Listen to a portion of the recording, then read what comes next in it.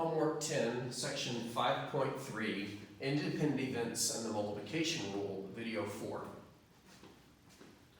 So let's talk about what it means for events to be independent. Let's talk about this for a moment. Well, let's look at the definition and then we'll talk about it. Two events are independent if the occurrence of one event does not affect the probability of the other event. Otherwise, they would be called dependent events. So for example, let's think about this before we get into numbers and formula. Let's say that event A is you are a man over 6 feet tall. So if I asked you what's the probability of A, I would need to know two numbers. How many men are greater than 6 feet tall, and how many men are there? I don't know what that probability is, but that's how we would calculate it. And let's say B is you are an NBA player.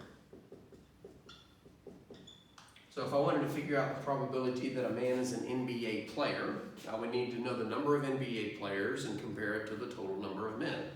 I would venture that the probability that you're an NBA player is much less than the probability that you're a man over 6 feet tall. In fact, I would call this an unlikely event because less than 5% of the population, the male population, plays for the NBA. But I'm not asking what these probabilities are. I'm asking, are these independent? And what it means to be independent is if one of these occurs, it affects the probability of the other. So let's start with the probability of A man is over 6 feet tall. Let's just say that the probability of A is 15%. I don't know if 15% of men are over 6 feet tall. I'm just using the percent that they gave in the book. And we need to compare that to what happens if we ask the same probability but impose the condition that you're an NBA player. Now, what this is asking is the probability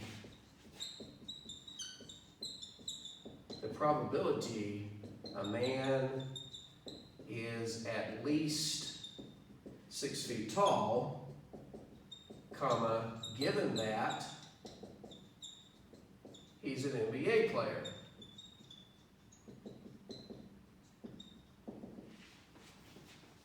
I could look this up. I could go into the NBA.com database, take the current roster of all the players, sort them by the height, and see what percent of them are at least 6 feet tall. But I ask you, do you think the percent of NBA players who are at least 6 feet tall is 15%?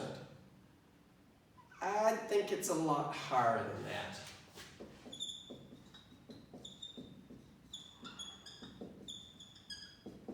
A lot higher than 15%. So what does that mean in terms of being independent events? Well, did the probability of A change when we impose the condition that, oh, by the way, you're an NBA player? What's the probability that somebody's at least 6 feet tall? 15%. Oh, I'm sorry, I forgot to tell you that they're an NBA player. Oh, well, in that case, it's a lot higher than 15%. By imposing this second event as a condition, a pre-existing condition, it altered the probability of A happening. Because that happened, the answer to this question are no, they are dependent. Or think of it this way. The probability of you being at least 6 feet tall changes if I only talk to NBA players, as opposed to talking to everybody. Therefore, your probability depends on whether or not I impose the condition that you play in the NBA. So that's what it means for events to be independent. But the nice thing about most of the questions in the homework that ask you, are these events independent, is they are not subjective questions. For example, if I said event A was you are female and event B was you are an engineer, what's the probability somebody on the planet is female? It's a little more than 50%.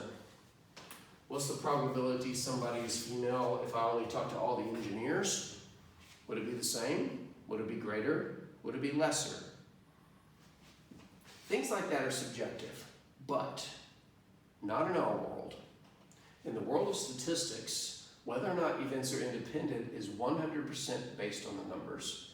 In fact, based on something that I just erased and wish I hadn't. But in the previous example,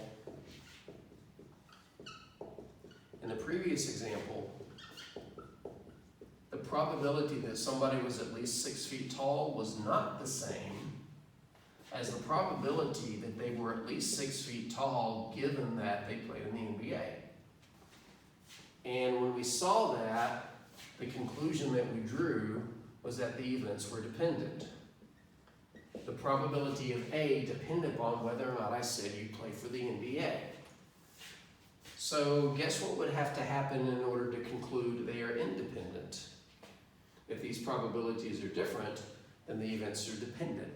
This probability depends on this condition, whether or not it exists. However, if they were independent, these probabilities would be the same.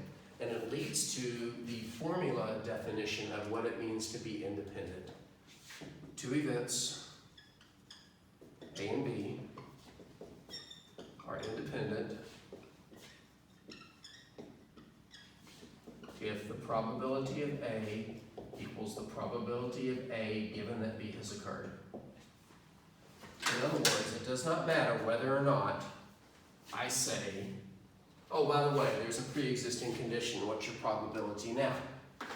If you're independent, the answer is, it does not matter if you told me there was a pre-existing condition, my probability stayed the same. So what's an example of two events that are independent? We'll see in the next video.